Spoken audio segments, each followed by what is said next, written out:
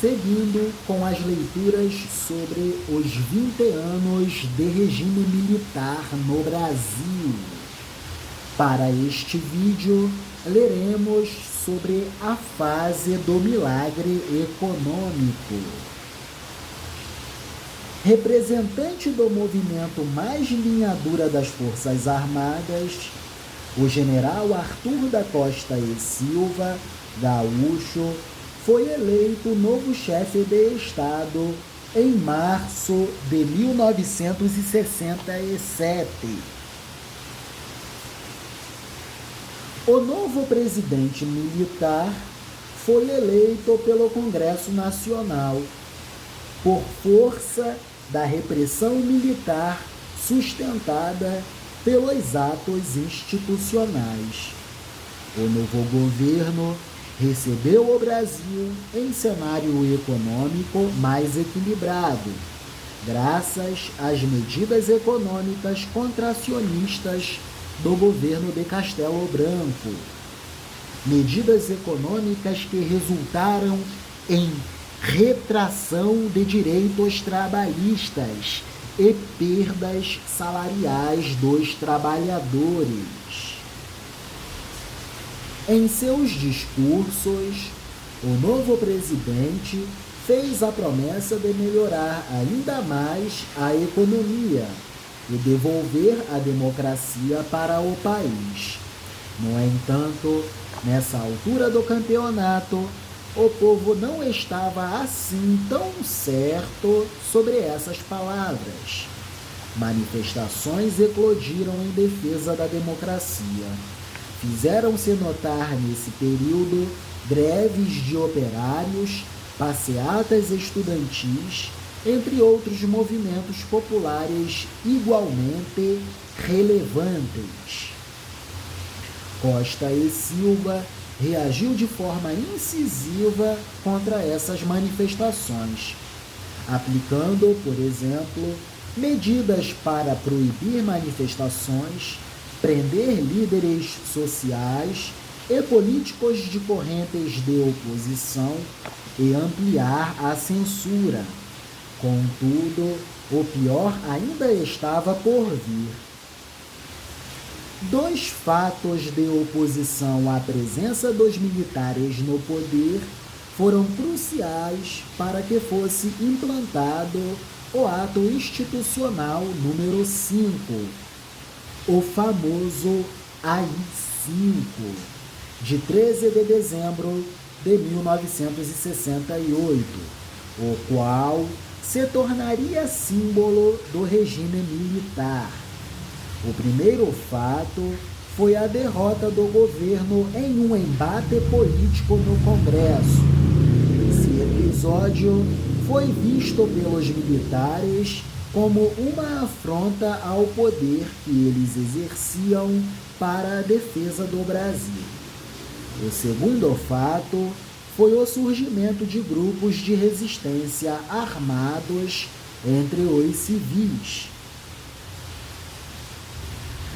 Os militares começaram a perder no debate político congressual e entre a população civil começou a surgir grupos guerrilheiros. Em sendo assim, em dezembro de 1968, o presidente da República passava a ter, por meio do AI-5, o poder para, entre outras ações, fechar o Congresso Nacional, cassar mandatos de políticos, suspender direitos dos cidadãos, demitir juízes e qualquer outro servidor público. Não obstante ao evidente peso do Estado na liberdade, há outro ponto que precisa ser igualmente verificado: o investimento em infraestrutura, o qual, logicamente, não abona a repressão imposta aos cidadãos pela ditadura. Sendo assim, para não dizer que não falamos das flores, temos de analisar o cenário econômico estrutural do país nesse período do regime militar.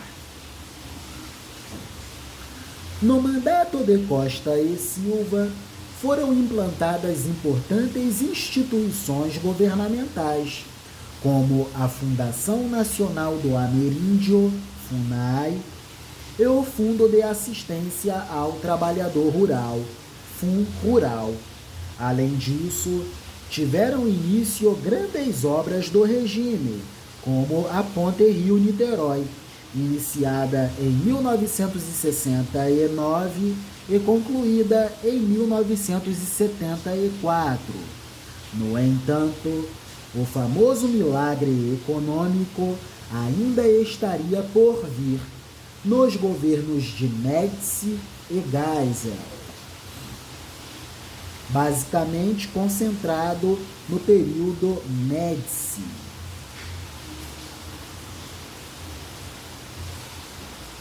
Quanto ao término do mandato de Costa e Silva, temos que o presidente morreu em 1969, antes de concluir seu mandato.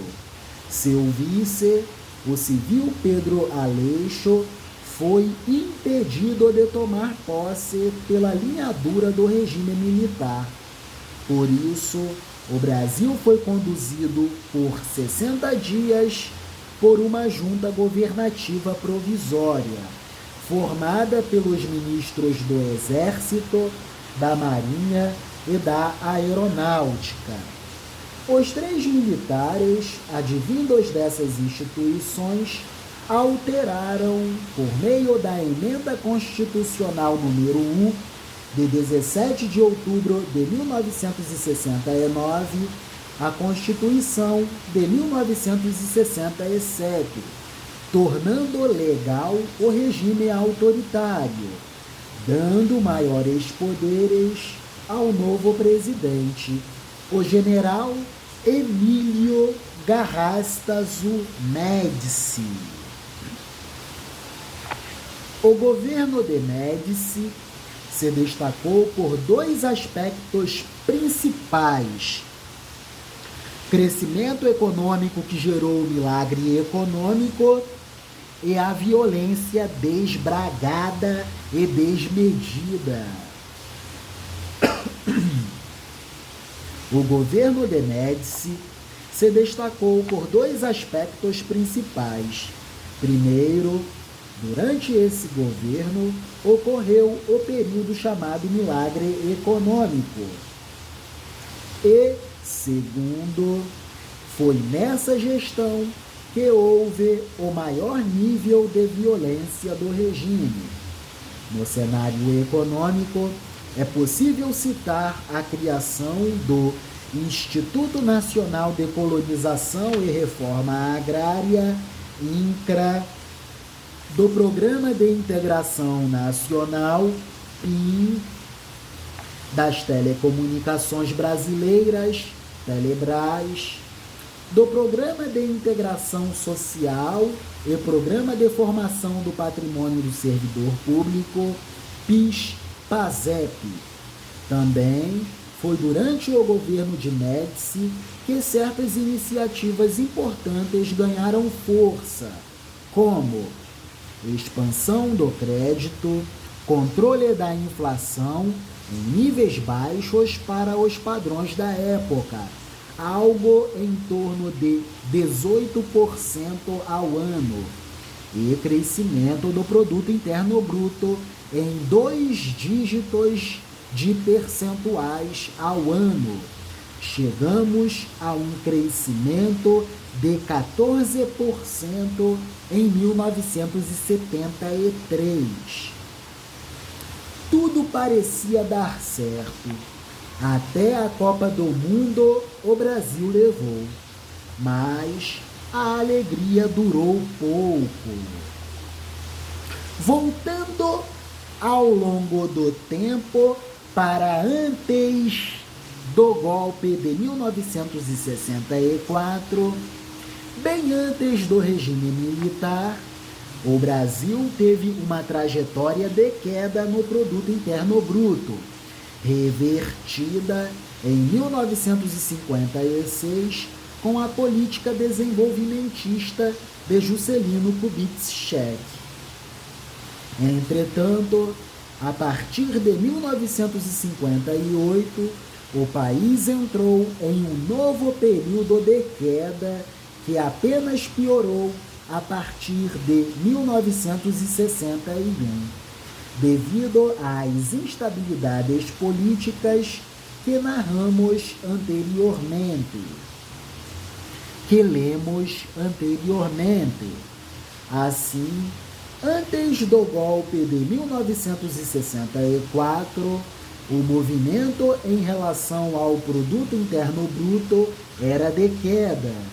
E após o golpe de 1964, ocorreu uma inflexão com tendência de alta, que foi atingida em 1973, com uma variação positiva de 14%. Todavia, por causa do choque do petróleo e do encarecimento dos juros internacionais, o Brasil voltou a ter um movimento de trajetória de queda do Produto Interno Bruto, que se acentuou durante o governo do presidente Figueiredo, quando a variação do Produto Interno Bruto chegou a 4,3% negativos em 1981. Portanto, examinando mais atentamente os valores centrais do período militar, nota-se que o milagre econômico foi realmente um momento econômico muito favorável, principalmente no governo de Médici. No entanto, por mais que a renda agregada do país tenha aumentado muito durante seu governo, sua concentração, infelizmente, também aumentou exageradamente. Em sendo assim, ao mesmo tempo que cresceu a riqueza do país até 1973, o contingente da população na linha da pobreza aumentou muito nesse mesmo período de concentração de renda. Os trabalhadores assalariados ficaram de fora da repartição da renda, que na verdade não houve. A renda se concentrou. Os trabalhadores assalariados ficaram de fora. Para que você possa entender o que aconteceu, precisamos informá-lo de que o crescimento do país até a metade da década de 1970 estava sustentado fortemente em capital estrangeiro, expansão do endividamento externo do Brasil, endividamento em dólares, o que vai gerar lá na frente a década perdida dos anos 1980. Para se ter uma ideia, em apenas 4 anos, entre 1969 e 1973, o endividamento externo cresceu 4 vezes. Quando veio a crise do petróleo, em 1973, esse cenário econômico resultou em uma inflação que disparou, chegando a patamares de aproximadamente 35% de variação anual. Foi nesse contexto de menor renda na mão de muitos e de preços inflados, contexto de concentração de renda, contexto em que os salários dos trabalhadores estavam sendo apequenados. Justamente nesse contexto que a repressão militar tornou-se ainda mais indigesta para o paladar do povo. Que negócio é esse? O governo é autoritário, a economia está crescendo e nós trabalhadores não participamos da riqueza que está crescendo no país? Que negócio é esse? Era o questionamento do povo trabalhador na década de 70. 14% de crescimento e os salários são sempre apequenados? Que negócio é esse?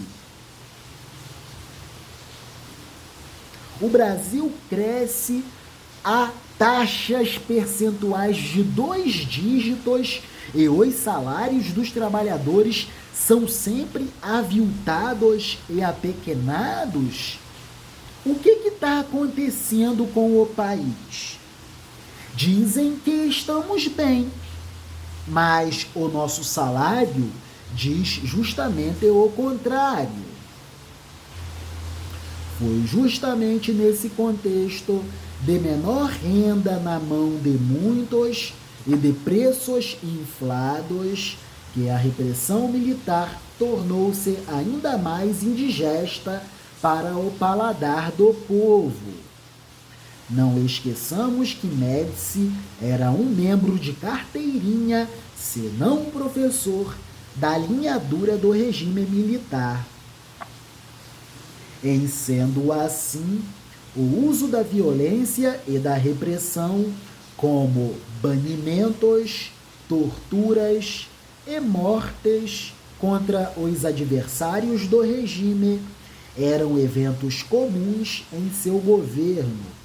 Logicamente, em um cenário desse, o custo para se manter no governo começou a se tornar deveras oneroso aos militares.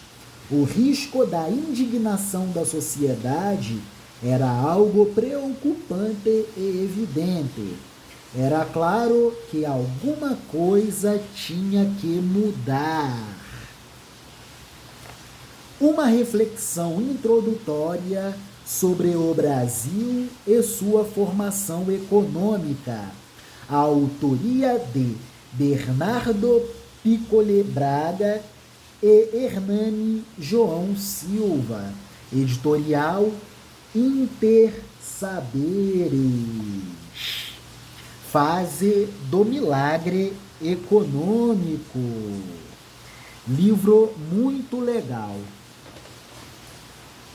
Ainda dentro do milagre econômico, vamos acessar o livrinho Sociedade Brasileira Contemporânea, de autoria do professor Rodolfo Estanque. Tópico 4.5 do capítulo 4, cujo título é O Brasil das Forças Armadas, e tópico 4.5, que tem por título O Milagre Econômico. Ainda no governo Costa e Silva, o ministro da Fazenda, Antônio Delfim Neto, assumiu a pasta do planejamento das finanças do Brasil. A estratégia de Delfim Neto foi investir na expansão do crescimento de diversos setores da economia brasileira. Foram realizados investimentos nos serviços públicos e nos setores industriais, de exportações e de produção agrícola.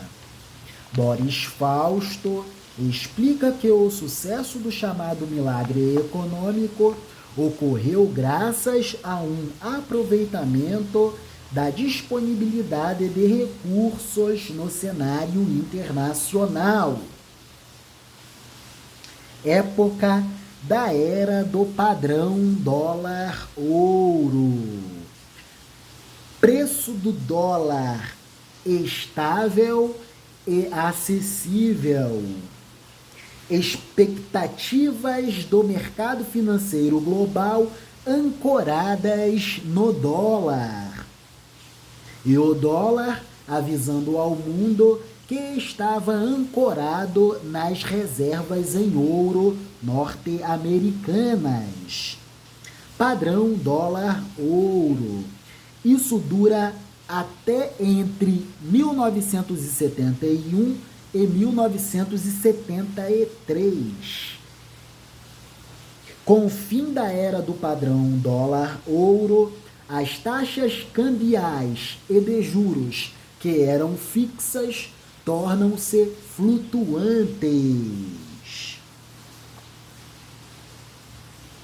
Daí, a explosão do endividamento externo dos países da América Latina na década de 1980, dentre os quais o drama do Brasil, perdido em hiperinflações descontroladas e desmedidas durante a década de 80.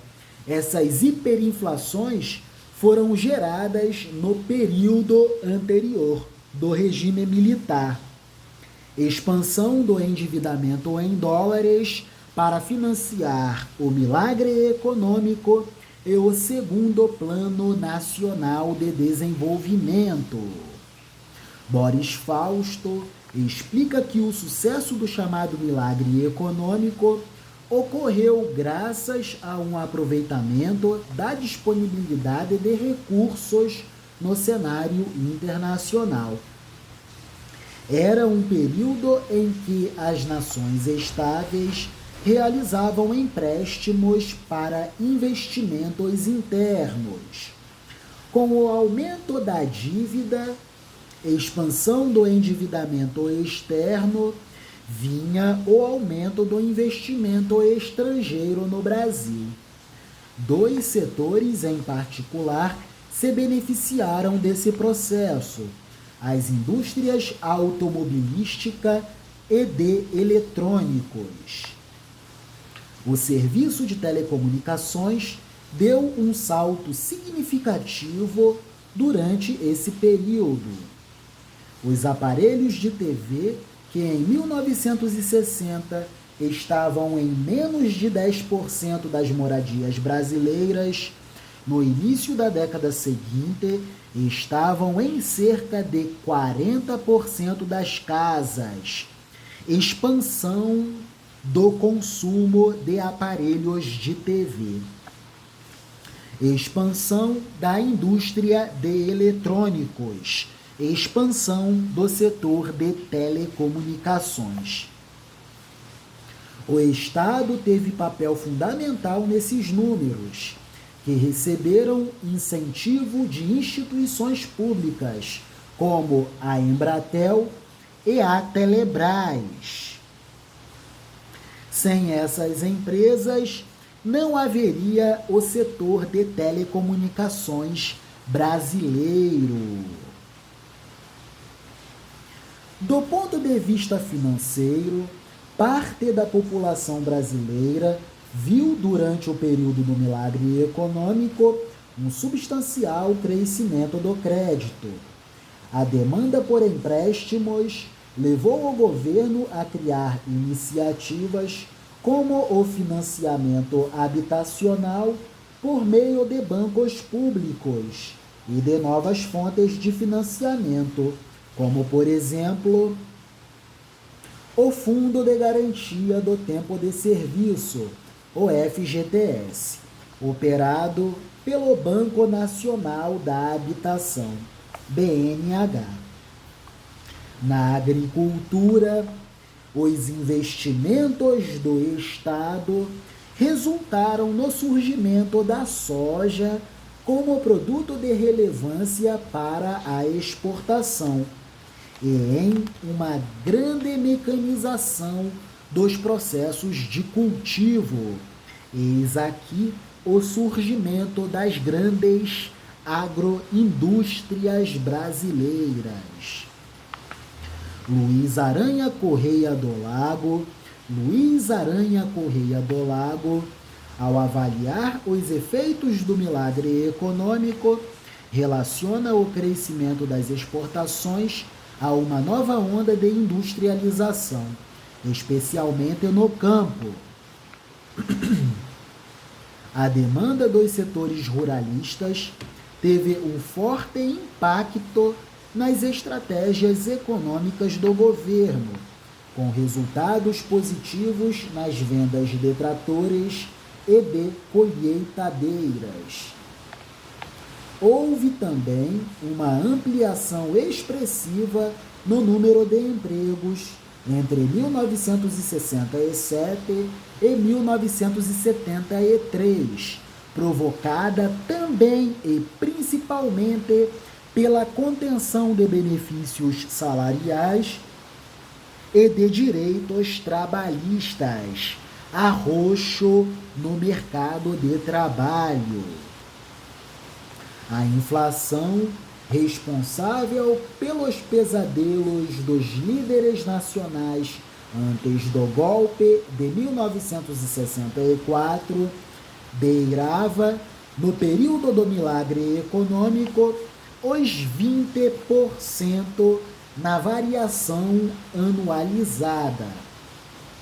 Lago afirma que os militares estavam dispostos a conviver com esses números, desde que o ritmo de crescimento nos preços de produtos básicos apresentasse queda, como apontado pelos levantamentos da equipe de Delfim Neto.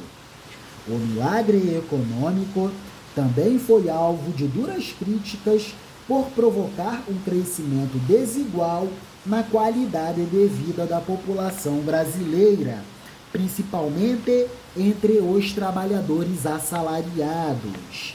Segundo Luna e Klein, as políticas salariais restritivas, contracionistas, impediam os trabalhadores de desfrutar do crescimento das finanças do país. A ausência de uma prática sindical, que foi proibida pelo governo, assim como a realização de greves e campanhas salariais, anulava a capacidade de as classes trabalhistas lutarem na legalidade por reajustes inflacionários em seus vencimentos. Em resumo, a economia milagreira do Brasil acabou por ampliar o quadro de desigualdade social. Quem se beneficiava da distribuição de renda eram o grande empresariado industrial e o grande empresariado agrícola e latifundiário.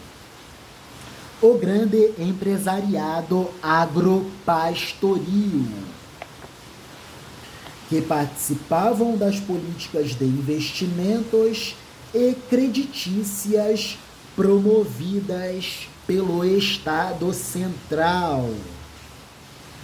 Nesse período, o país se tornou uma das 10 maiores economias do mundo, título que ostentava em propagandas oficiais. Outro grande problema criado pelo milagre econômico foi o aumento considerável da dívida externa. Prática antiga do regime, o aumento de crédito associado à facilidade com que os empréstimos podiam ser feitos de entidades internacionais, levou o país a passar a depender do capital estrangeiro, que adquiriu uma nova dinâmica de cobrar juros abusivos durante o decorrer, principalmente a partir de 1974, período em que as taxas de juros norte-americanas entraram numa trajetória de subida e subiram muito. Pois é. Quando o presidente norte-americano Richard Nixon, em 1971, decide pôr fim ao padrão dólar-ouro, o preço do dólar no mundo deixa de ser estável e acessível.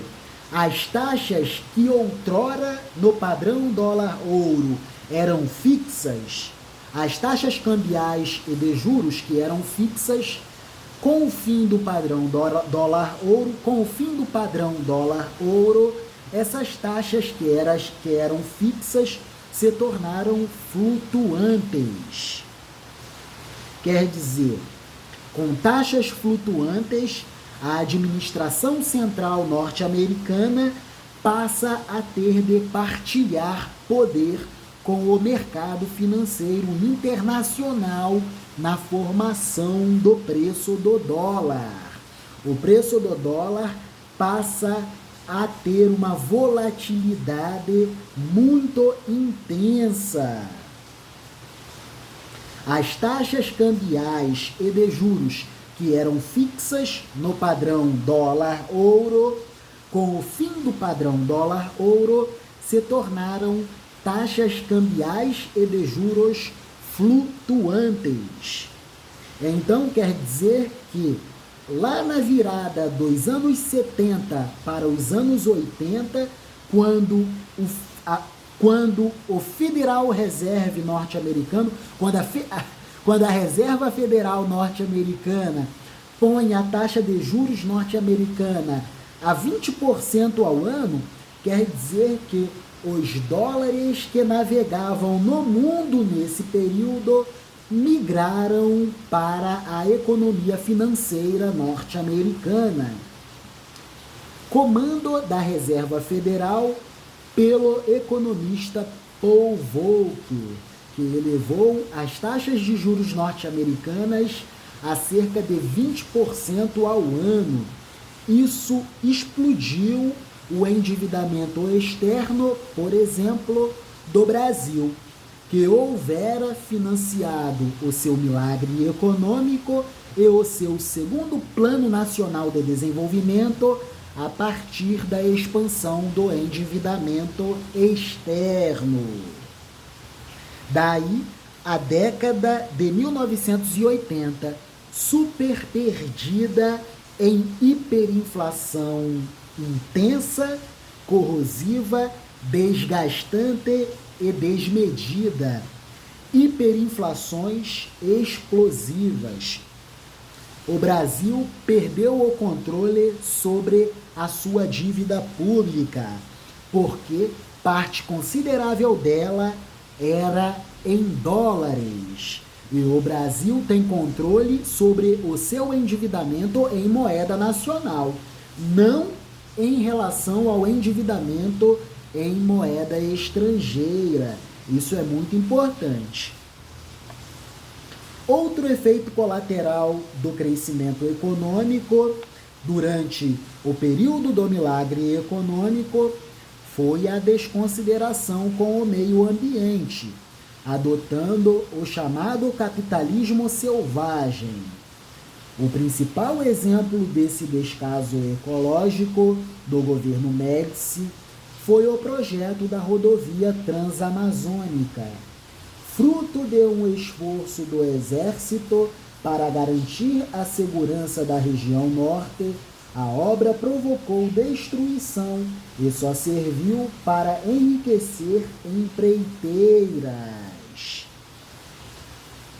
Outro detalhe muito importante: no decorrer dos anos 70, caminhando para a virada dos anos 80, com a aceleração dos ciclos inflacionários, A estratégia de reajuste de preços passou a ser baseada em valores fixos, tabelamento de preços, o que possibilitou a crise da inflação inercial na década seguinte, década de 1980, década perdida em hiperinflações descontroladas, desgastantes e desmedidas.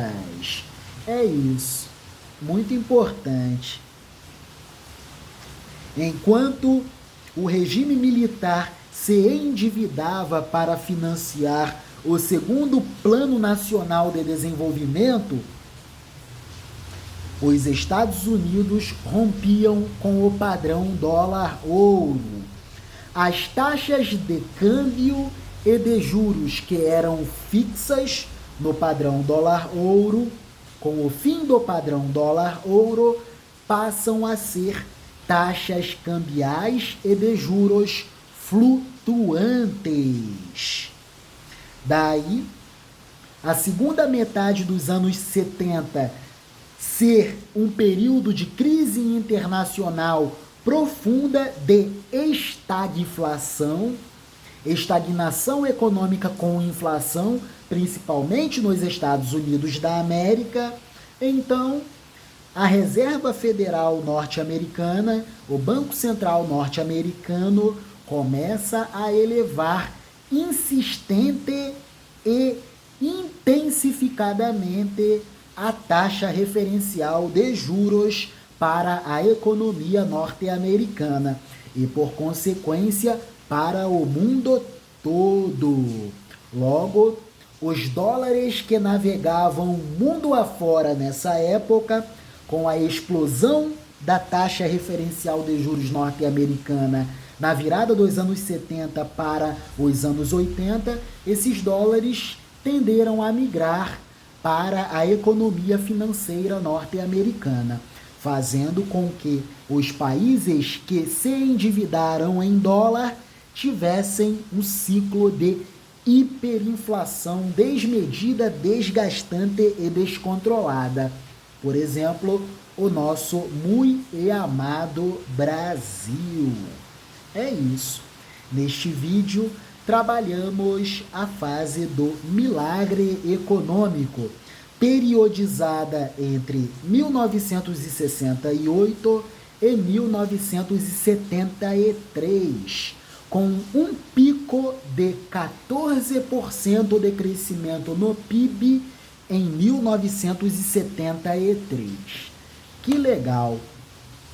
Conjugamos leitura de dois livros maravilhosos: Sociedade Brasileira Contemporânea, do autor Rodolfo Stanque, e uma reflexão introdutória sobre o Brasil e sua formação econômica, autores Bernardo Piccoli Braga e Hernani João Silva, editorial Intersaberes. Muito legal. História do Brasil. Quando estivermos lá para a fase do fim da ditadura militar, traremos questões de provas de concursos públicos sobre a era do regime militar no Brasil. Testaremos resoluções de questões sobre essa fase histórica do Brasil. É isso. Vamos estudar sobre o nosso muito e amado Brasil. Vivam, amadas inteligências da Escola de Campeões, aprendendo a aprender. Que nos períodos de maiores tribulações, o nosso coração seja só e tão somente gratidão. Um abraço, meu muito e amado amigo Renato César. E também um abraço para o meu muito amado amigo Sildivan. É isso aí, amados. Um abraço. Deus vos abençoe. Amém.